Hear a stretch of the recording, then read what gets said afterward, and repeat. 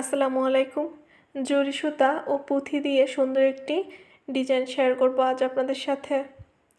সাবা আপু বোরকাতে এমব্রয়ডারি করবে, এজন্য রিকোয়েস্ট করেছিল যাতে আমি জরি সুতার এই ডিজাইনটি ভিডিও করে দেখাই। তার জন্যই আসলে এই ভিডিওটি করা হয়েছে। সেলাইটি করতে হবে আমার কালো রঙের কাপড়ে, কিন্তু আমার কাছে কোনো কালো রঙের কাপড়ই ছিল না।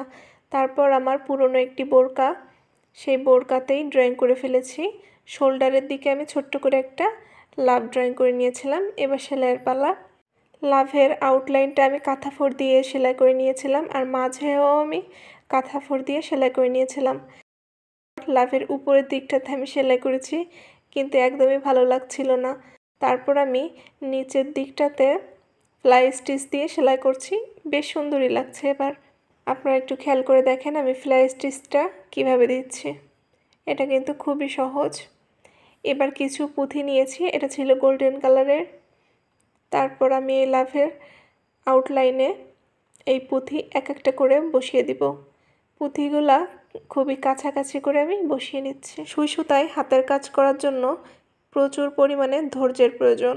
অফ ক্যামেরায় আমি গোল্ডেন কালারের পুঁথিগুলা সব লাগিয়ে নিয়েছি। এবারে যে কালো কালারের লম্বা পাইপের মতো যে পুঁথিটি আছে, এই পুঁথিটি আমি উপরে যে লাভ ড্রয়িং করেছিলাম একটু বড় করে, সেই ড্রয়িংয়ের উপর থেকে আমি সুন্দর করে একদম আস্তে আস্তে করে সেলাই করে নিচ্ছি। এই পুঁথিগুলা বসানো কিন্তু একদম ইজি, খুবই সুন্দর লাগছে মাশাআল্লাহ। কালো কালারের কাপড়, এজন্য ছবিতে হয়তো ঠিক মতন বোঝা যাচ্ছে না। আপনারা চাইলে আপনাদের কালো বোরকাতে এমন সুন্দর এমব্রয়ডারি করে নিতে পারেন। আর এই যে পেছন দিকে কিন্তু আমি পেস্টিং পেপার দিয়ে তারপরে সেলাই করে নিয়েছিলাম। এতে করে আমার সেলাইটি আরও বেশি সুন্দর হয়েছে। সেলাইটি আপনাদের কেমন লাগলো অবশ্যই জানাবেন। আল্লাহ হাফেজ।